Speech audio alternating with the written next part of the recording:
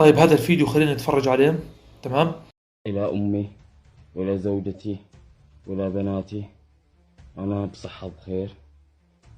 اليوم الساعة 2 ظهرا في بيروت انفجر علينا أجهزة البيجر، وأنا الآن في المستشفى الجامعة الأمريكية.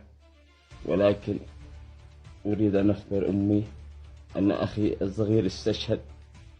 أخي الصغير استشهد عندما انفجر عليه البيجر، وأنا تعرضت لإصابة أنا وزملائي ال40 اليمنيين الذين وصلوا إلى بيروت. وأريد أن أخبر أمي أن أخي الصغير استشهد، أخي محمد اللي عمره 20 سنة استشهد. ونشوف شو بيحكي هذا الشاب. يقال مدة الفيديو 44 ثانية. يقال بأنه هذا حوثي كان في لبنان ويعني أصيب في الانفجارات اللي صارت في اليومين اللي فاتن. طيب صفحة دورون بيسكن العبرية هي اللي نشرت هذا الفيديو، وقالت بأن تساءلت بأن كم عدد الحوثيين الذين أصيبوا بانفجار أجهزة اللاسلكي. يشير مسؤولون في اليمن فضلا عن معلومات عن الشبكات إلى أن الحوثيين أصيبوا أيضا في يوم الثلاثاء في انفجار أجهزة اللاسلكي في جميع أنحاء لبنان.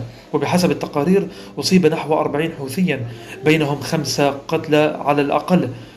يظهر مقطع فيديو انتشر على الإنترنت شخصا يدعي أنه حوثي في الصورة الموجودة قدامكم أو في الفيديو اللي انتم شفتوه، ورأسه معصوب العينين وعينيه مصابة ويبدو وكأنه يعاني، ويدعي أنه يعالج في أحد مستشفيات بيروت، وأن 5 من أصدقائه قتلوا في انفجار أجهزة اللاسلكي.